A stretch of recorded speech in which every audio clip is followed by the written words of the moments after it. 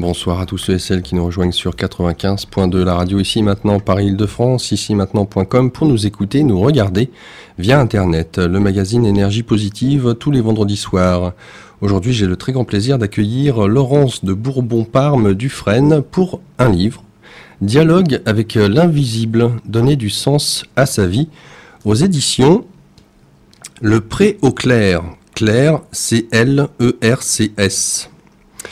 Laurence, bonsoir. Bonsoir Laurent.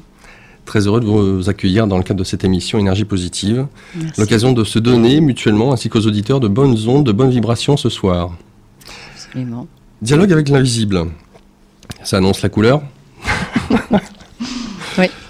La couverture très simple, tout orange, avec en fond ce qu'on pourrait deviner un soleil un peu évanescent. La couverture, c'est vous qui l'avez choisie ? L'éditrice a décidé de la couleur parce que c'est ma couleur. Vous savez ce que symbolise l'orange, en tout cas dans la tradition Bouddhiste. indienne, oui, bouddhiste. Oui, c'est votre couleur ? Oui, mais ça n'a rien à voir. C'est vraiment c'est très amusant même parce que jusqu'à il y a à peu près 4 ans, je ne supportais pas cette couleur. Et c'est devenu comme une évidence, un besoin de cette couleur. Mes rideaux chez moi sont orange. Donc j'ai su après ce que voulait dire cet orange, mais quand c'est quelque chose qui vraiment, que vous le ressentez, vous vous en fichez un petit peu de ce que ça veut dire réellement par rapport à l'extérieur, mais c'est vrai que je crois que c'est un genre d'aboutissement, quelque chose, non ? Oui, brûler les désirs, entre guillemets, l'ego, tout ce qui n'est pas nous peut-être. Ça me va bien. Alors, dialogue avec l'invisible. Par où commencer ? Peut-être, je me disais par rapport à votre nom. Laurence de Bourbon-Parme-Dufresne. Alors, il y a des consonances qui ne sont pas inconnues de la part des auditeurs. J'aimerais qu'on puisse commencer par votre prénom, d'où il vient, avant de commencer à proprement parler par justement le contenu du livre, même si vous parlez de l'origine de votre nom à un moment donné dans le cadre de votre livre. Comme quoi tout est lié, on s'aperçoit qu'il y a des ponts, des liens avec nos aïeux dont on n'a pas forcément conscience. Mais avant d'aller plus en profondeur par rapport à ce nom dans le cadre du livre, j'entends, de Bourbon-Parme-Dufresne. Alors de Bourbon-Parme, bon, c'est un nom qui est connu puisque c'est un nom qui vient des rois de France. Et ma belle-mère était la fille du dernier roi d'Italie. Donc ce qui veut dire que c'était vraiment, en effet, un nom de royauté. C'était un nom qui, lorsque je l'ai reçu lors de mon mariage, je m'en suis pas tout à fait aperçue tout de suite de l'importance de ce nom parce que mon ex-mari, puisque maintenant je suis divorcée, mon ex-mari, je l'ai connu à l'âge de 6 ans. Donc c'est vrai que lorsque vous êtes enfant, vous n'y connaissez rien et vous ne connaissez pas l'importance des noms. Donc c'était un ami vraiment de la famille. Il était bien sûr un peu plus âgé que moi, donc il était plutôt le copain de mes sœurs aînées. Donc il a toujours fait partie des amis de la maison.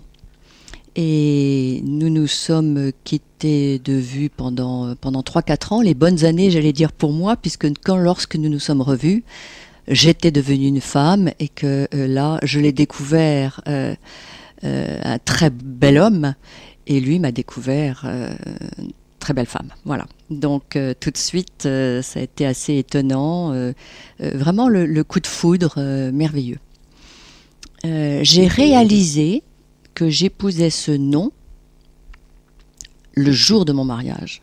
Alors peut-être que j'étais naïve avant, ou peut-être que ça ne m'avait pas spécialement touchée, mais c'est lorsque je suis arrivée aux Invalides que j'ai vu le côté complètement officiel avec le dernier roi d'Italie, toutes ces personnes princières, où là j'ai pris conscience. Et à la fin de cette messe, qui était absolument pour moi très impressionnante,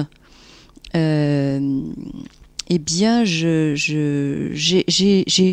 reçu j'allais dire, le contre-coup du plomb du nom de ce nom. Quelque temps après, j'ai été bien sûr, mon mari et moi, on n'a pas arrêté d'être reçus absolument partout. Nous étions un jeune beau couple et tout le monde voulait recevoir le prince et la princesse Rémy de Bourbon, Parme. Et puis quand je me suis aperçue de tout ce côté exhibitionnisme, comment dire, tout ce côté, moi j'étais pas habituée, j'étais une solitaire. Tout ce qui a trait à l'étiquette peut-être ? Oui, tout à fait, tout à fait. Là, à ce moment-là, j'ai pris conscience et j'ai dit qu'est-ce que je dois faire ? Qu'est-ce que c'est que ça ? Qu'est-ce que j'en fais ? Je me sens pas à ma place, j'ai pas envie de ça. Pas évident à vivre. Et à partir de là, j'ai décidé que je ne voulais pas vivre cette vie de gens connus, de mondanité. Et je me suis dit, je ne la vivrai que le jour où moi-même je serai construite. Je sentais très très bien que j'étais encore plus fragile devant ce monde qui ne fait que vous regarder, qui vous attend à chaque coin de rue, chaque carrefour. D'autant plus que j'étais pas spécialement de la grande noblesse, comme les Bourbon-Parme. Donc, et à cette époque, c'était tout de même en 73, j'étais une des premières roturières, si on peut dire, qui épousait un prince de sang royal. Donc je me suis effacée, nous nous sommes effacés, d'autant plus que mon mari est un grand solitaire aussi. Donc nous nous sommes effacés et nous avons vu une vie tout à fait de couple, de famille agréable, simple, voilà. Et vraiment, ça a été un point de départ important, c'est quand on porte un nom pareil, nous devons être un modèle. Pour être un modèle, il faut se connaître. Il faut être un témoin de quelque chose. Il faut s'être compris. Et c'était absolument pas l'état dans lequel j'étais à cette époque-là. J'étais quelqu'un de très timide, très hypersensible, comprenant rien à qui j'étais. J'avais toujours été très réservée, j'ai toujours été au contraire avec des personnes qui étaient des amies qui étaient elles qui avaient un certain charisme. Moi j'étais plutôt une grande timide. En retrait. En retrait. Est-ce qu'on vous a à l'occasion, même peut-être vous, vis-à-vis de vous-même, à un moment donné, comparé ou assimilé dans les destins, dans une certaine mesure en tout cas, à Diana, la princesse Diana ? Elle n'existait pas encore. Elle est, je sais, non, je me suis mariée avant elle. Moi, je sais que quand je l'ai regardée à la télévision plusieurs fois, je la plaignais beaucoup. Je la plaignais beaucoup parce que je ressentais en moi-même tout le poids. Et en plus, je la sentais tellement malheureuse. En plus, tous les médias en parlaient déjà. Les médias n'ont pas arrangé leur histoire. Hein. Ils étaient les premiers à dire que Charles l'avait épousée obligé. Il avait été obligé de l'épouser. Je sais pas très bien si déjà on parlait de sa liaison avec Camille. Je n'ai aucune idée. Mais moi, je sais que je l'ai souvent regardée et quand je la regardais, je la plaignais. Pour moi, c'était une horreur. Et je pense que peut-être... Je me souviens plus très bien de ces dates. Je posais cette question parce que à travers la manière dont vous vous décrivez, je voyais l'image de Diana quand elle a épousé le prince Charles. de cette timidité, de ce retrait, de cette hypersensibilité qui était à fleur de peau chez elle, et de voir comment avec le temps, avec ce qu'elle a pu traverser, de ce qu'on attendait d'elle, là aussi à travers tout le milieu royal et de sa fonction, du poids qui était sur elle, un poids bien trop énorme, où cette jeune femme n'aspirait qu'à être spontanément, à l'image peut-être des romans à l'eau de rose, de l'image qu'on pouvait avoir des princesses. L'idée que je m'en faisais, en tout cas, c'était ça quand je la voyais au tout début. Et puis petit à petit, à travers toutes ces épreuves, de voir comment elle s'est trouvée, comment elle s'est cherchée, et comment elle a rayonné. Et en même temps, quand vous nous dites que vous étiez quelqu'un de réservé, en retrait, timide, et que je vous vois présentement, j'ai ouvert la porte tout de suite pour ce qui est du charisme, je peux vous dire, vous dégagez. Donc, pour faire le pont, on peut effectivement se dire que votre vie s'est faite d'expériences, pas forcément faciles, même si on pourrait croire que de naître dans un milieu comme ça, où l'argent est déjà là, déjà présent, qu'il y a des relations, un réseau, qu'on est relativement prospère, et bien que la vie est plus simple. Pas forcément. Hein. On va voir durant ce livre, c'est un témoignage. D'ailleurs, c'est en petit sur la couverture, dialogue avec l'invisible, donner du sens à sa vie, témoignage. Et c'est surtout ça, en fait, ce livre, c'est un livre de témoignage. Votre vie, non pas pour parler de vous-même, à proprement parler, et ce que je vous disais hors antenne, c'est un livre qui permet à tout à chacun, déjà d'une part, de pouvoir s'identifier à ce que vous-même vous avez pu traverser. Alors peut-être que la forme ou les formes des expériences sont différentes, mais le fond est là, est présent. Et de voir comment vous êtes arrivé petit à petit à vous connaître. Alors, d'un autre côté, on peut se dire, dialogue avec l'invisible. Ah, est-ce à dire que cette femme a eu l'occasion d'avoir une aide extraordinaire que peu de gens ont, dialoguer avec l'invisible? Ma première question serait donc de savoir à quel moment s'est fait ce dialogue. Est-ce que déjà, finalement, la petite fille que vous étiez en retrait, timide, hypersensible, eh bien, cet état d'être, est-ce que ça favorise pas déjà l'occasion alors je ne sais pas, de percevoir, d'entendre des choses que la plupart des gens n'entendent ou ne voient pas? Alors, oui, simplement, si vous lisez mon livre, et comme vous l'avez lu, c'est lorsque j'ai eu un choc psychologique que je me suis souvenu que ce que j'appelle le voile s'est déchiré. Et là, je me suis souvenu que depuis mon enfance, je suis en contact avec l'invisible. Mais moi, je ne m'en souvenais pas, puisque justement, et c'est toute mon histoire, c'est que ce contact que j'ai eu avec l'invisible depuis ma tendre enfance m'a tellement dérangée, m'a tellement mis différente des autres, m'a tellement rendu cette vie singulière que j'ai eue, qu'en fin de compte, ça m'a encore plus donné ça m'a donné une difficulté en plus, ce qui fait que j'ai été rejetée. Si je me permettais de dire ce que je vivais, j'étais encore plus rejetée. Donc ça m'a obligée à arrêter ce contact que j'avais, mais ça m'a mis dans quelque chose qui n'était plus moi. Donc ça veut dire que j'ai jamais été, comme on dit, j'étais toujours jamais dans mes chaussures. J'étais jamais moi-même. Puisque si, pour être moi-même, il aurait fallu que je garde ce contact. Et pour pouvoir vivre une vie normale avec les copains, les copines, ma famille, il a fallu que je coupe ce contact. Parce qu'autrement, j'étais ou la scandaleuse un peu plus tard, ou la menteuse quand j'étais petite, ou la prétentieuse, puisque je disais à ma famille que je discutais avec un ami lumineux. Donc tout le monde me disait un peu bizarre.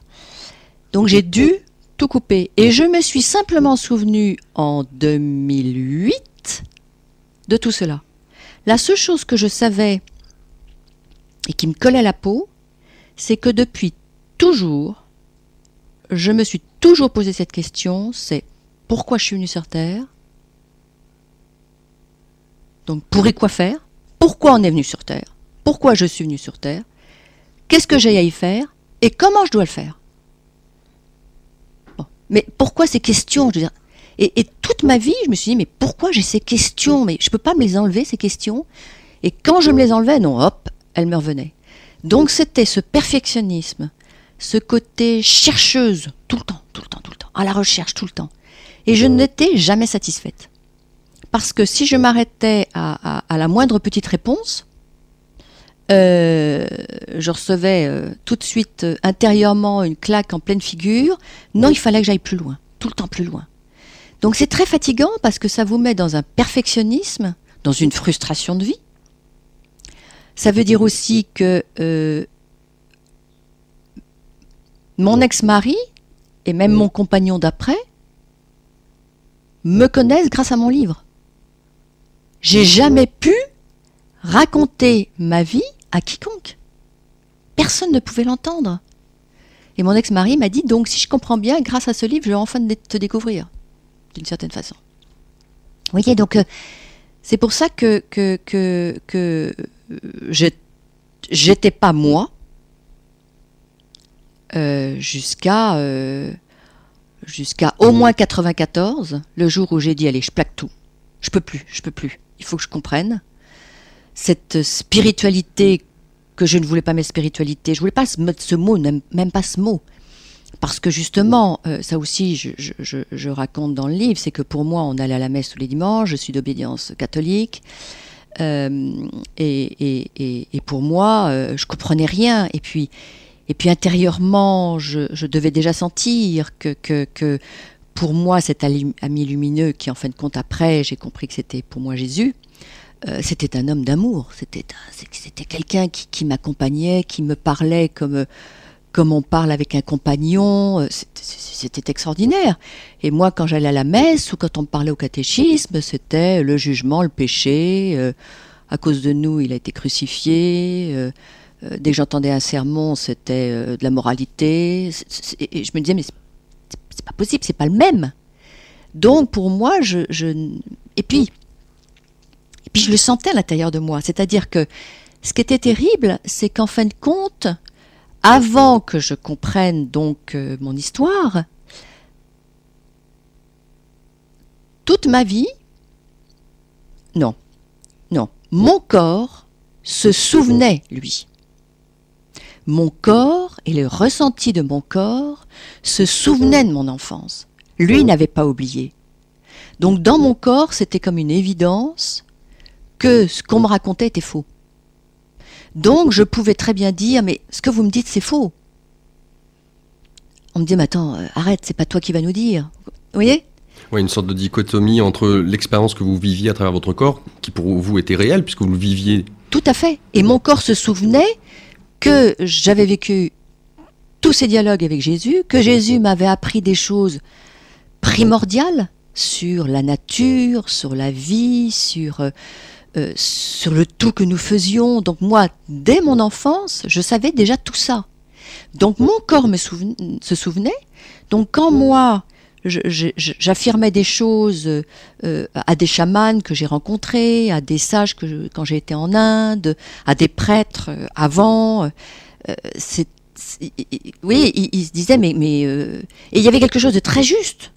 Et je leur disais, mais attendez, pour moi c'est une évidence. C'est-à-dire, mon corps me le dit. Mais ma tête, je ne comprends pas pourquoi je vous dis ça, parce que par contre, je n'ai aucune connaissance théologienne, je n'ai aucune culture religieuse, je n'ai pas énormément lu ce sujet-là.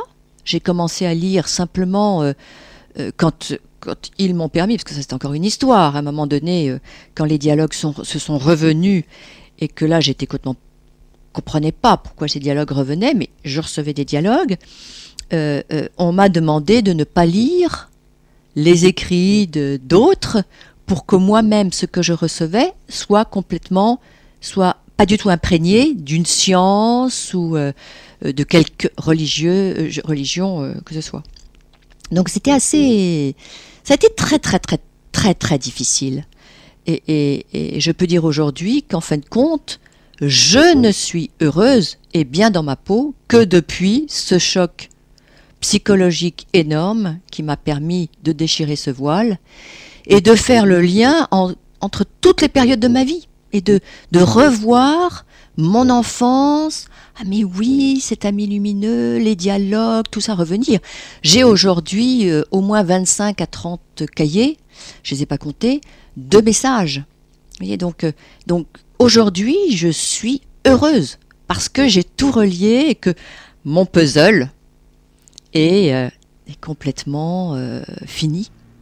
Fini, oui et non, parce que on continue, oui, hein, bien sûr, vous l'avez compris. Mais là, maintenant, je comprends. Ça y est, je suis entière. Il y a une cohérence. Voilà. Je vis. Avant, c'était le ou. Je vivais entre deux vies. Aujourd'hui, c'est le et. Je vis entre les deux et je sais relier. Je sais pourquoi je suis là.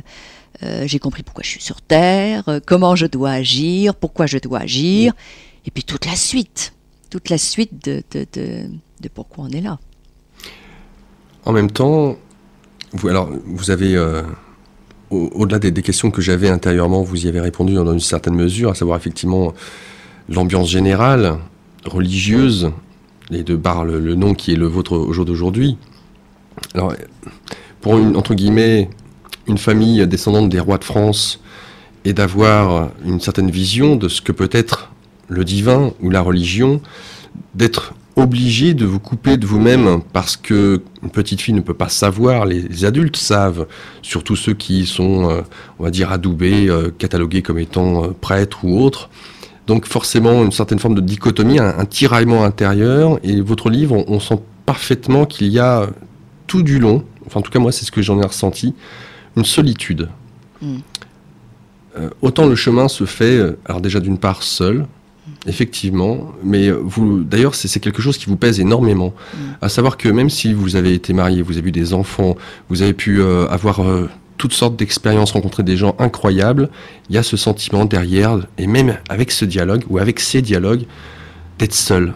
Et de ne pas, peut-être, pouvoir en faire part aux autres. Même si à un moment donné, vous avez eu l'occasion d'être thérapeute, d'avoir un endroit particulier pour accueillir les gens qui viennent à vous, d'être dans cette communication, d'être entouré, d'avoir des gens autour de vous qui vous comprenaient, plus vous avanciez en âge, dans la compréhension de qui vous étiez. Mais malgré tout, cette solitude était toujours là. Et jusqu'à la fin du livre, ou quasiment dans les derniers chapitres, cette solitude à un moment donné se brise. On va y revenir, hein. J'avance un petit peu dans le cadre de ce livre. L'occasion pour les auditeurs de se poser confortablement dans leur lit, dans leur canapé, d'aller chercher à boire, à manger, à grignoter, bref, quelques instants. On se retrouve d'ici quelques instants avec un petit cadeau, bien entendu.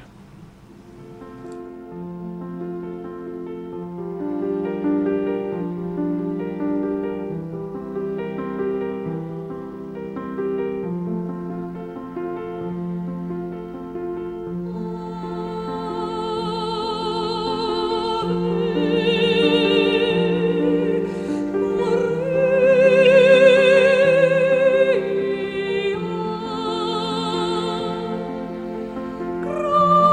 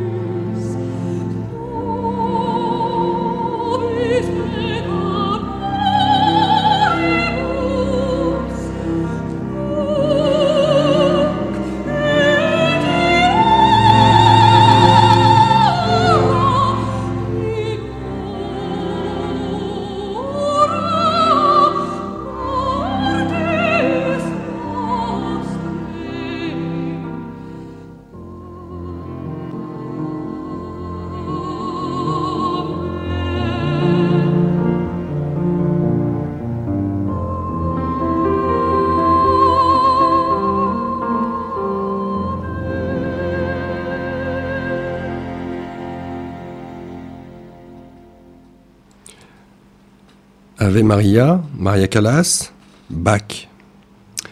Avec nous donc ce soir, Laurence de Bourbon-Parme Dufresne. Dialogue avec l'invisible, donner du sens à sa vie. Témoignage, un livre aux éditions Le Pré au Clerc, Clerc, C-L-E-R-C-S. Alors oui, une Maria qui chante pour une Maria. Des maris, on va en entendre parler ce soir. Je dis bien des. J'aimerais, Laurence, qu'on puisse... alors, de la jeune femme qui venait de se marier, vous suivez votre mari. Qu'est-ce que vous faites tous les deux? De quoi vivez-vous? D'ailleurs, quelles études vous avez fait? Alors, aucune. Aucune, car dans ma famille, les femmes ne faisaient pas d'études. Ça a été une de mes grandes frustrations, puisque, sans le savoir, l'être humain était ce qui était le plus important pour moi. Donc j'aurais voulu faire de la philosophie, j'aurais voulu faire de la sociologie, j'aurais voulu faire beaucoup de choses.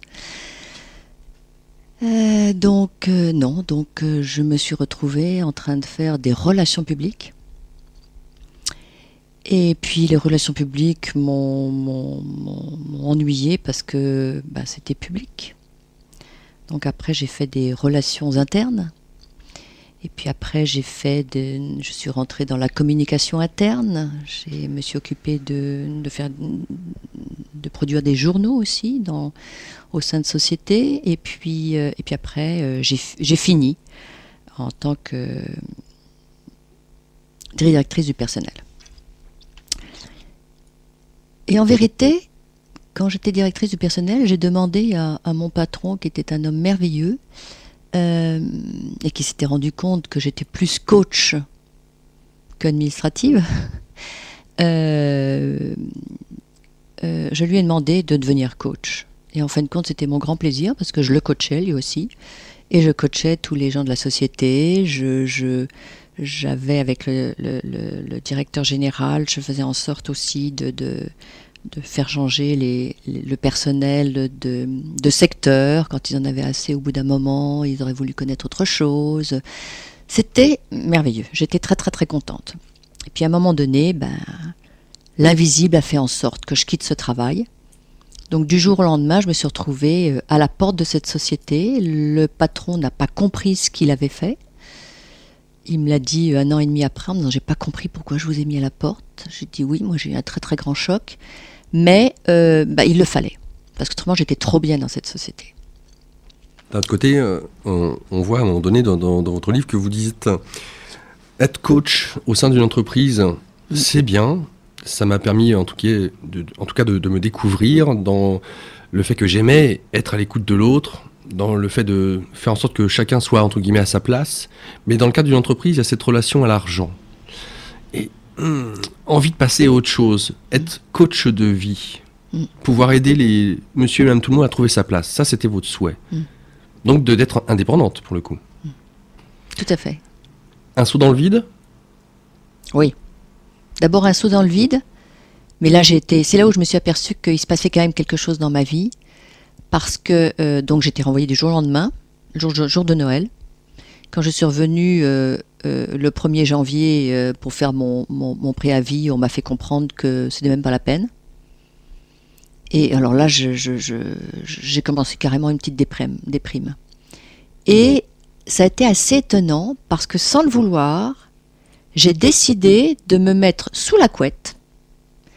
Et ça, je le dis aux gens parce que c'est fabuleux. J'avais encore un fils, mes 2 grands étaient déjà en train de faire des études à l'étranger. Et il me restait un petit, et donc le petit, je le mettais en classe à 8h30. Je revenais chez moi. Personne ne savait que je ne travaillais plus. Donc je revenais chez moi, je me mettais sous la couette, entourée de bouquins. C'était la période Prophétie des Andes, vous voyez ce genre de livres. Il devait sûrement peut-être avoir à l'alchimiste aussi, je n'en sais rien. Mais je me suis entourée de Jacques Salomé, de tout ça. Et ça a été fabuleux parce que je me souviens très très bien. Je lisais 10 minutes, je dormais 10 minutes. Je lisais 10 minutes, je dormais 10 minutes. Et au bout de 2 mois, janvier-février, c'était comme ça. Au bout de 2 mois, waouh, une pêche d'enfer. Et hop, et là je me suis dit maintenant, allez, hop, on recommence à travailler. Et d'une certaine façon, j'avais trouvé quelque chose, je n'avais pas encore compris, mais j'avais trouvé quelque chose qui déjà se bougeait. Et là, je me suis dit, ok, j'ai compris, comme vous disiez, tout à fait, c'est très beau, coach de vie. Je me suis dit, oui, en effet, je ne veux pas faire en sorte d'aider les gens à avoir plus de valeur dans une société, mais à ce qu'ils trouvent leur propre valeur.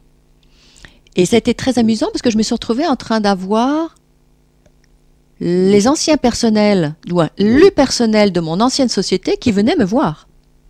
Donc ça a été mes premiers clients qui sont venus continuer le travail qu'ils avaient fait, parce qu'ils avaient fait avec moi, simplement c'était au sein de la société. Mais là, maintenant, on parlait d'autre chose. Et bien sûr, je ne parlais absolument pas de la foi, mais je parlais de la foi quand même. C'est-à-dire que je n'avais pas encore réalisé combien j'étais christique. Je dis bien christique et non pas catholique. Et donc, j'essayais d'aider les gens à trouver, quand je disais le sens, c'était quand même leur propre foi. Sans essayer nullement, parce que moi-même, j'avais pas compris la mienne, sans essayer nullement de les convertir ou de leur amener quelconque idée religieuse. Et là, ça a été absolument très très beau, très très beau. Et c'est à ce moment-là, quelques mois après, où j'ai reçu ma première... Claque. Ma première. Elle est très physique pour le coup. C'était en mai 99. Alors vous avez fait des demandes, de nombreuses demandes, avant de sauter dans le vide. Alors, et c'est ça qui peut paraître curieux. Alors, coach de vie ou coach spirituel, comme vous le dites,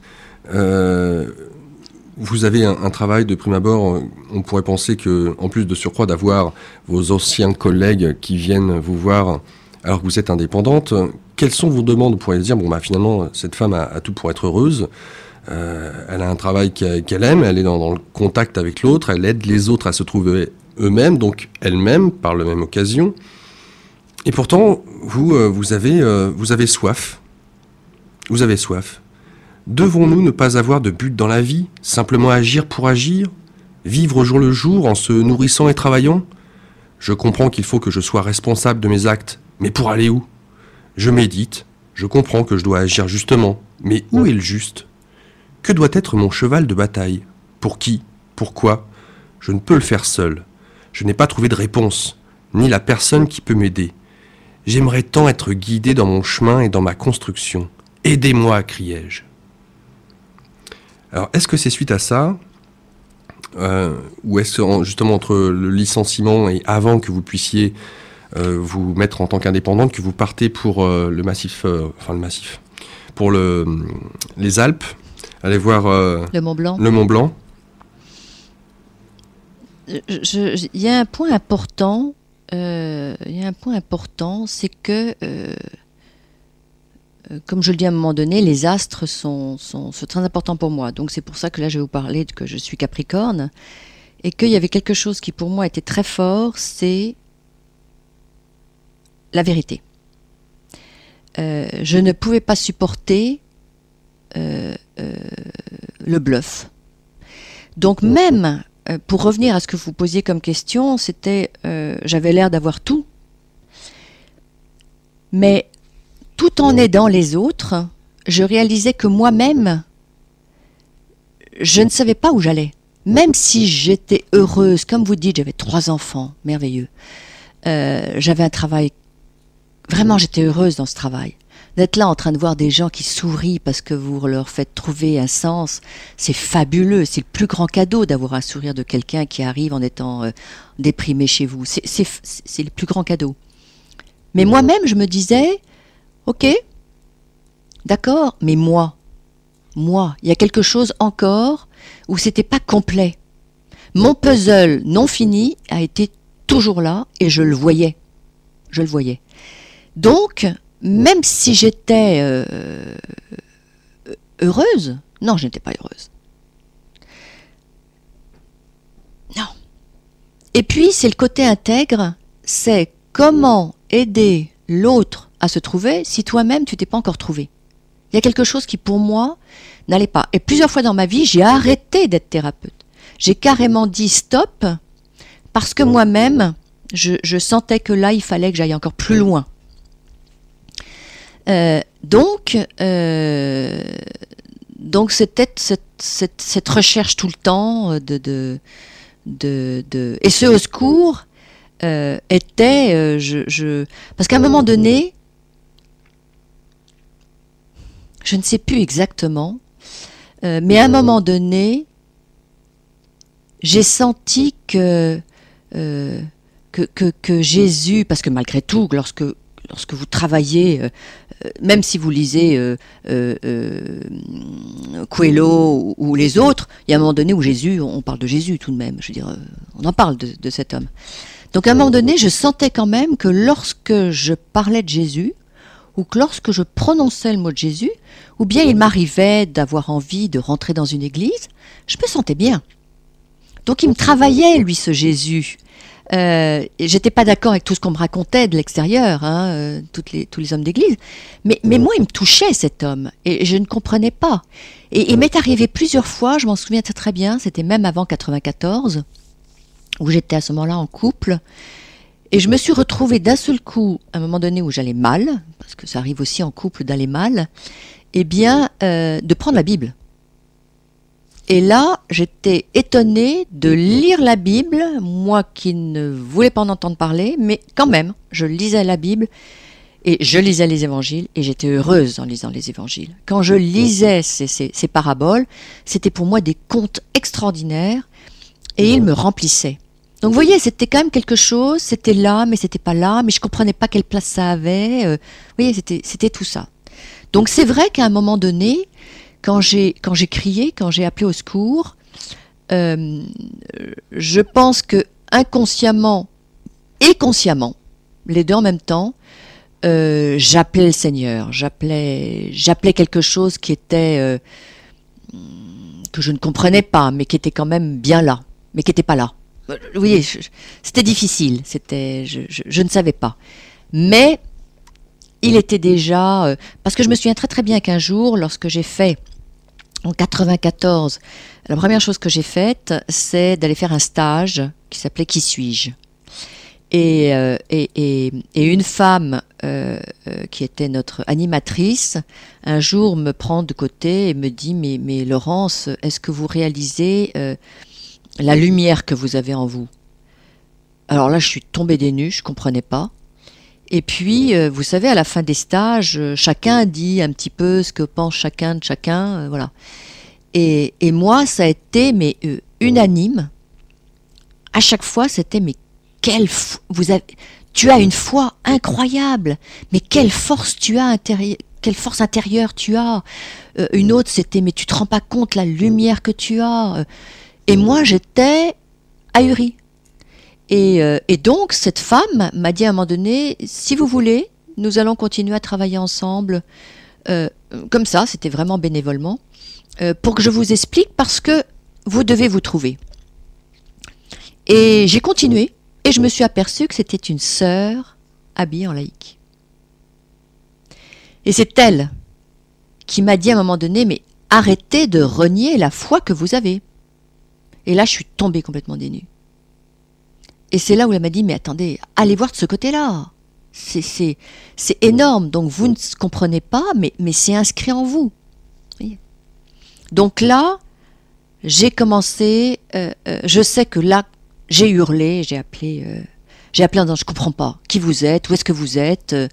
Est-ce que Jésus est mort ? Dieu, mais où est-il ? Un ras-le-bol général. Ras-le-bol général, j'écoutais maintenant. Et puis moi, je suis très comme ça. J'aime bien envoyer des défis. Donc, c'était, écoutez, si vous existez, maintenant, vous y allez, quoi. Moi, maintenant, ça va, quoi. On est là en train de tous se déchirer, les guerres des religions, les machins, les trucs. Si vous êtes là, vous êtes là. Et faites un signe. Donc, il y a quelque chose, ça a été très souvent. Je me suis très souvent engueulée avec Marie-Madeleine. Et qui m'a donné des signes concrets. Et ça, mais ça, je raconterai un peu plus tard. quelque chose de fabuleux, ça, faut que je me souvienne de vous le raconter. Parce que ça, c'est quelque chose d'extraordinaire. En fin de compte, nous sommes égaux à un moment donné. Quand on a fait tout un travail, il nous demande d'être égaux. Pas égaux. Attention, hein, je ne me prends pas du tout pour... Nous sommes égaux. Nous sommes égaux, mais il y a un moment donné où nous devons prendre notre responsabilité et les choses qui doivent arriver sur Terre, on doit être aidé avec l'invisible, mais à une condition qu'on prenne notre part de responsabilité pour que ça se passe. C'est-à-dire qu'à un moment donné, il faut comprendre que leur signe doit passer par notre incarnation. Mais il faut leur demander avec une demande en disant « mais je veux le faire, je veux être d'une certaine façon votre incarnation, je veux que votre message ou votre... je veux être votre témoin, mais dans mon corps. Donc, alors qu'est-ce qu'on fait maintenant ?» Et moi, il y a des moments où, pour moi, c'est cela la prière. Donc ça aussi, j'aime bien parler de la méditation et de la prière. Parce que pour moi, c'est ça. C'est vraiment, on est dans l'action et on y va, on parle. En ce moment, nous sommes en train de parler. Hein, vous-même et moi, on est là. Bon, ben moi, je fais de la même chose avec Jésus, avec Marie-Madeleine. C'est bon, je m'assois, je m'installe et je dis, alors maintenant, qu'est-ce qu'on se dit? Qu'est-ce que vous voulez m'apprendre? Et puis je suis à l'écoute, mais je suis à l'écoute dans l'action. Tandis que la méditation, je suis dans une écoute passive. Je laisse tout tomber, je lâche, et j'essaie de savoir ce que l'univers, ce qui m'entoure, va me passer comme message. C'est deux choses différentes. Mais aujourd'hui, on doit être dans l'action pour que les choses arrivent. Si on veut que des choses concrètes, que nous appelons miracles, se passe sur cette terre, on doit prendre la responsabilité que c'est par nous que ça arrive. Alors pourquoi le Mont Blanc? Pourquoi avoir décidé à un moment donné justement de ce ras-le-bol, besoin de respirer, Chamonix, justement le grand air, la montagne, c'est bien, mais le Mont Blanc plus particulièrement? Eh bien, c'était très bizarre ça aussi. C'est, sans le savoir, j'étais obsédée par le Mont Blanc. Obsédée. Et dès qu'on me disait Mont Blanc, hop, j'avais un sourire intérieur, il y avait quelque chose qui se passait en moi. Je ne comprenais pas. Et je me disais, oui, d'accord, ok, quand j'étais petite, je suis tombée malade. J'avais un voile au poumon, donc j'ai dû partir entre 6 et 8 ans là-bas. Mais j'ai pas été si malheureux, j'en sais rien, je me souviens pas d'avoir été si malheureuse que ça. Alors c'est vrai que le home d'enfant où j'étais était en face du Mont Blanc, mais pourquoi est-ce que le Mont Blanc m'a tellement marqué? Et c'est lorsque le voile s'est déchiré que j'ai compris l'histoire du Mont Blanc. C'est que par l'intermédiaire du Mont Blanc, qui était donc quelque chose de physique, une montagne, eh bien Jésus me parlait. Mais bien sûr, je me suis souvenu de cela en 2008. Et Jésus m'a donné ses premiers messages réels par le Mont Blanc. C'est-à-dire que, comme j'étais petite, j'avais 6 ans, que j'étais extrêmement triste. Je ne comprenais pas pourquoi ma maman m'avait abandonnée. Pourquoi elle m'avait laissé partir si loin, toute ma famille, ils étaient tous ensemble. Et moi, je me suis retrouvée 2 ans, en ne les voyant que pour les grandes vacances et les vacances de Noël, toute seule. Donc je ne comprenais pas cet abandon. Je l'avais pris comme quelque chose de invraisemblable. Comment une maman pouvait laisser son enfant partir? Et donc j'ai dû tellement pleurer que là, Jésus, avec qui je parlais depuis mes 3 ans, et peut-être même avant, est venu me parler. Mais moi, j'avais besoin, comme j'étais seule et triste sans ma famille, j'ai eu besoin que ce Jésus soit physique. Donc, je voyais ce Mont Blanc. Et le Mont Blanc est devenu réel. L'incarnation de la voix. Alors, vous y allez, et en même temps, vous y allez parce que vous avez fait cet appel. Alors, d'une part, c'est l'occasion pour vous de vous rapprocher de ce que peut incarner ce Mont Blanc inconsciemment, sans vraiment saisir pourquoi, en ayant oublié vos 6 ans. Mais en tout cas, vous dites quelque chose de très intéressant, puisque là, on va entendre beaucoup parler ce soir, finalement, de ce qu'incarne la religion chrétienne, catholique, judéo-chrétienne. Donc Jésus, Marie ou les Maries. Mais vous allez à un moment donné beaucoup plus loin que ça, et j'aimerais qu'on fasse une parenthèse, entre guillemets. Je vous cite. « Comment allais-je supporter de paraître encore plus folle aux yeux des autres que ce que je leur semblais déjà, en arborant cette foi irraisonnée et déraisonnable qui me portait à croire que, derrière le voile invisible de la réalité, d'autres énergies, que nous pouvons appeler anges, maîtres, fées, double ancêtre, Dieu et encore Jésus existent pour nous aider à accomplir notre destin terrestre. » Alors vous avez nommé là, à travers ces différents noms, toutes sortes d'entités, si on peut dire, et là pour le coup pas uniquement en rapport direct avec la religion chrétienne. Alors des maîtres, des fées, des anges, oui, ok. Mais moi ce qui m'interpelle là, c'est pour le coup les fées. Alors dans quelle mesure justement ces dernières peuvent-elles avoir une cohérence, si on peut dire ça, dans la conception que vous avez où Jésus, Marie-Madeleine, Marie, Joseph et autres sont présents et font partie intégrante de votre foi. Ils sont là, certes, mais il n'y a pas que. Alors, ce livre, une des raisons de ce livre, c'est que pour moi, le message de Jésus est un message universel. Que je suis, moi, d'obédience catholique, ou donc christique maintenant, c'est une chose. Mais ce livre est pour tout le monde. C'est-à-dire que moi j'ai aussi comme patient des juifs, des islamistes, vous voyez, je veux dire que bon. Et donc pour moi, ce message de Jésus est un message d'amour. Mais il n'y a pas que les religions. Et moi j'ai des personnes autour de moi qui croient aux faits, qui croient aux esprits de la nature. Aux esprits de la nature et tout ça. Et donc moi, je ne me ferme pas. Et je ne veux surtout pas obliger les gens à se dire elle ne parle que de Jésus. C'est-à-dire que beaucoup de personnes reçoivent des messages ou entendent des choses par les faits. Pourquoi pas? Donc pour moi, je suis ouverte à tout. Le principal, c'est que les gens acceptent de se dire, j'entends, je peux recevoir, nous ne sommes pas seuls, l'univers nous parle. Donc que ce soit par là ou par là, moi, je n'ai absolument aucun jugement à avoir. Moi j'ai la chance que ce soit Jésus, parce que pour moi c'est l'être qui nous a apporté l'amour sur terre, hein, qui nous a fait découvrir l'amour et qui a été une des personnes. Alors ça aussi, il y a beaucoup de personnes qui diront, c'est le Fils de Dieu, c'est le Messie. D'autres diront, c'est un prophète. D'autres diront, c'est un sage. Moi, je m'en fiche, mais complètement. Les gens pensent comme ça peut les faire avancer. Si pour eux, ils avancent en se disant simplement que c'est un grand sage,